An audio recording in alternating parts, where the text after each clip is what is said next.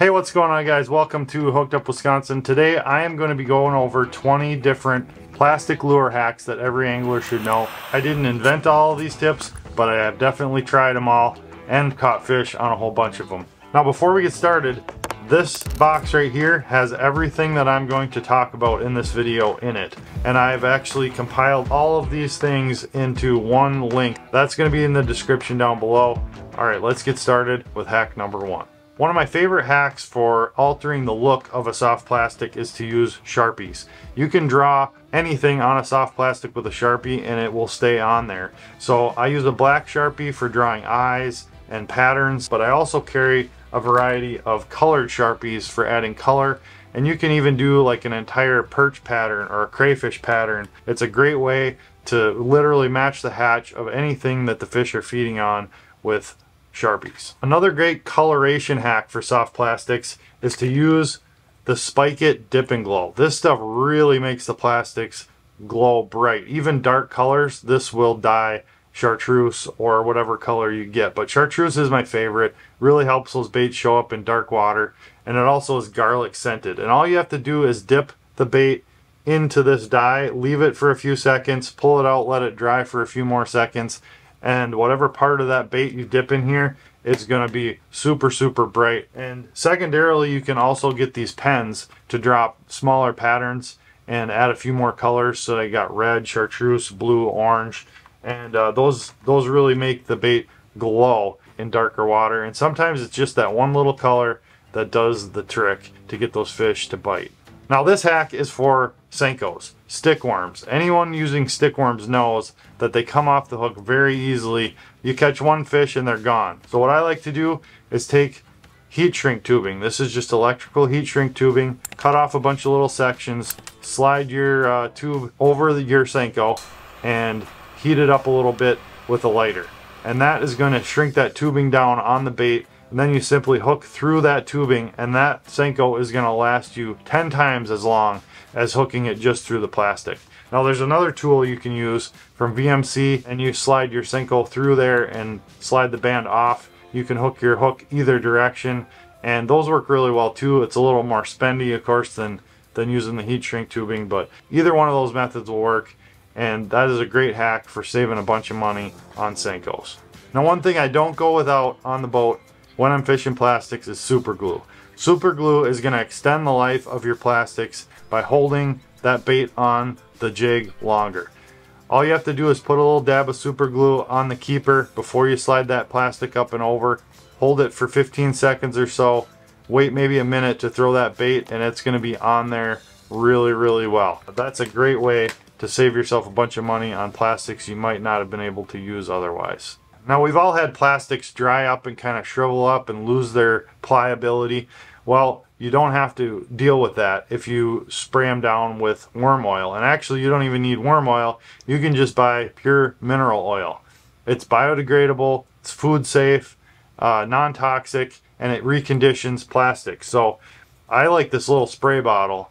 You can buy it in a pourable bottle, but this little spray bottle is super slick. You just spray it in your tray, spray it in your bag. They'll get reconditioned, and it's a great way to preserve baits you might have otherwise thrown away. Alright guys, one of my favorite tools to have in the boat is some sort of lighter. I can fix and repair all kinds of plastic damage with a little bit of heat. And how I'm going to do that is I'm just going to melt the plastic back together. So whether you have damage from pike teeth, a tail ripped off, worn out ends where the jig head goes into the bait, you can melt all those back together, and all you have to do is apply a little heat to both sides of the plastic you're trying to melt together, push them together till they stick, and you're back in business. This can save you tons of money on baits you would have otherwise thrown away, and I always keep a little pen lighter like this in my boat. They're wind resistant, and you can get just the right amount of heat with these things. So here's a little trick I stole from Brett at Target Walleye. I'm going to give him credit for this, but it's a great idea. It's a little hack to help you get your hook straight on a bait when you're hooking up a jig. You're going to measure up your distance from the head to where that hook comes through the back and just mark it with the hook point. Put a little scuff in it.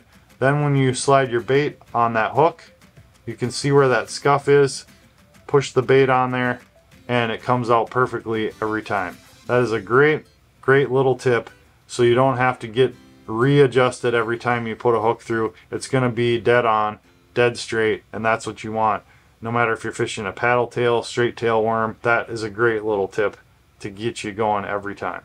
Now here's another tip for rigging any kind of hook through soft plastic.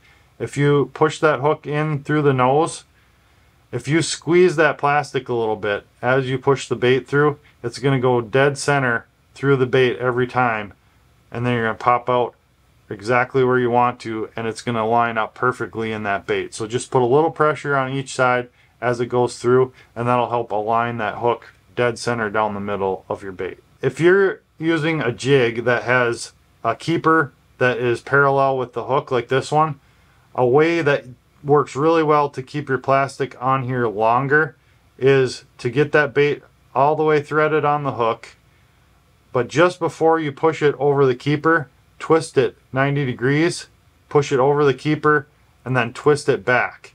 And that's going to give you virgin plastic for that keeper to hook onto, and that's going to make it a much stronger connection between that keeper and that plastic, and it's not going to be able to tear through where it already had ripped on the way in. So great way to give you a little extended life on those plastics on a keeper style jig. So here's a little trick to differentiate your bait from everybody else's. Most soft plastics are shiny on the outside when they come out of the mold. That's sometimes good, but it's not always what the fish prefer. So you can scuff up the outside of that bait to make it look more flat and less shiny. Some baits, like real salty baits, you can just sort of stretch them out and rub them with your hands, beat them up a little bit, and that's going to make them look a lot better.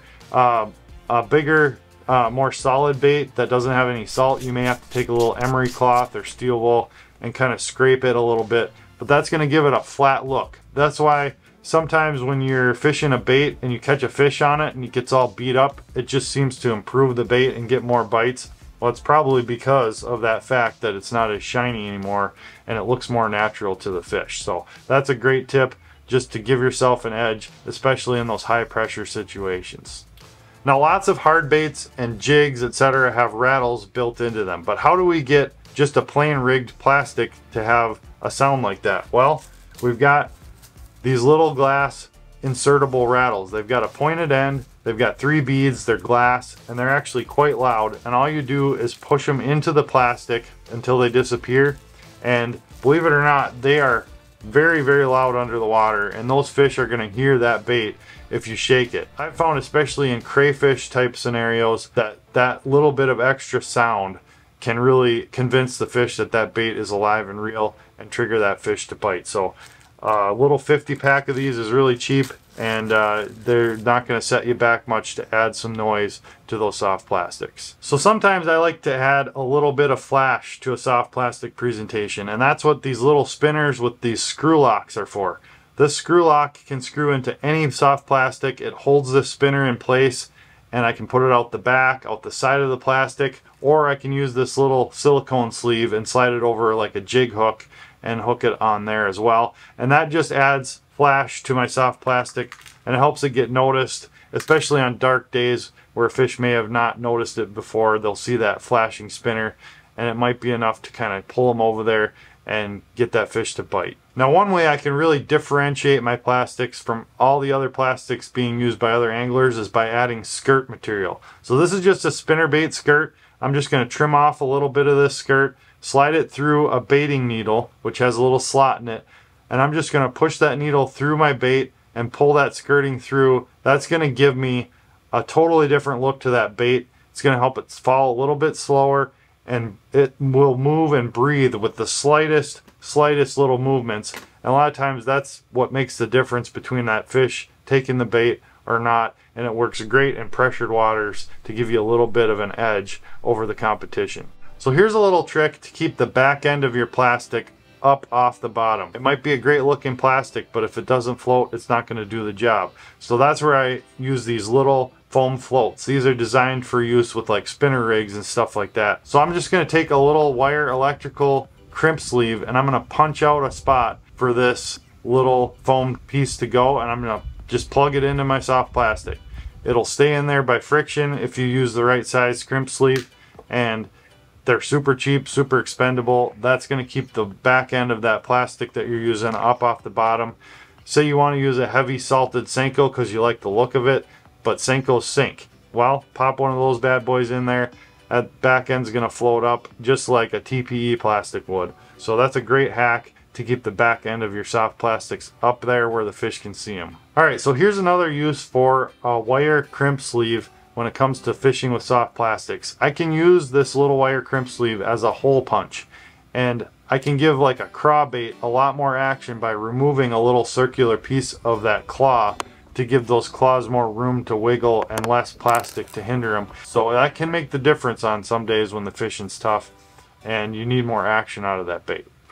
Well, we've all dealt with baits that have sat in the package wrong and have formed into a bent shape, or the paddle tail's sitting over to the side.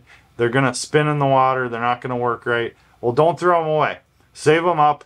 When you have time, boil some water, throw those baits in there, get them warmed up, and then put them on a paper towel to dry in a straight position, and they'll be totally reusable.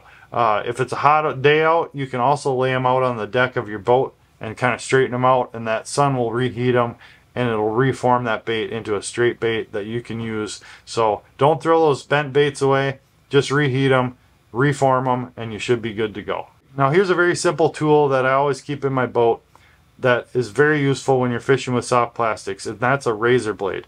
So what I can do with this is I can alter my plastics by slicing them into different appendages, taking a straight tail worm and making it a split tail worm. I can just make quick dicey alterations to my baits to make them look the way I want them to. And it's also very handy for shortening up baits that you want to have a shorter profile. Just chop it in half or in a quarter and it works really slick. I just keep that around, and it's a great tool to have when you're fishing soft plastics. Now adding scent to a bait can really help keep a fish's interest long enough for you to set that hook. And there's two types of scent that I use. I use a rub type of scent and a liquid type of scent. I use Billy Rub for my rub scent. Billy Rub is an amazing product. It's got real fish proteins or leech proteins or crawler proteins, whatever the scent is. You rub it on the bait, preferably a bait that has some sort of ribs to hold it on there, and it stays on a long time. Now I use a liquid scent from Fish Daddy Outdoors. Those disperse in the water a lot quicker, so your liquid scents are gonna get off the bait quicker, but they're gonna definitely leave more of a scent trail. So adding scent to your bait can definitely keep a fish's attention longer and give you more time to set that hook. So if you're missing a lot of fish on a paddle tail swim bait, the best way to rig a paddle tail swim bait is line through. And you're gonna need two tools for this. One is a little wire crimp sleeve and a rigging needle. So basically we're gonna thread our line through the rigging needle, push it through from the nose out the bottom of our paddle tail. Then we're gonna go through the crimp sleeve, push that crimp sleeve back up into the plastic, and that's what's going to keep our treble hook that we're going to tie on from sliding back through. And now we're going to tie our treble hook on, slide it into place, push it into the bottom of the swim bait, and then we can either slide a weight on beforehand or not, depending on if you want it weighted or unweighted. And now we've got a swim bait that has a treble hook on it that's going to hook up a lot more of those fish that we're short biting, and it's gonna slide up the line as well once you hook a fish and keep that fish pinned a lot better and not kind of give that fish the leverage to throw that big swim bait. So a great way to rig a plastic if you want to get a little bit better hookup ratio. Now we all know that soft plastics can really add up in cost when you're using a lot of them. And one of the best ways to save money on plastics that you use a lot is to buy them in bulk. There's several places you can buy bulk plastics, including Amazon, and I'll leave a link below for actually a great deal on some bulk stick baits. And you can get them super discounted when you buy them in bulk.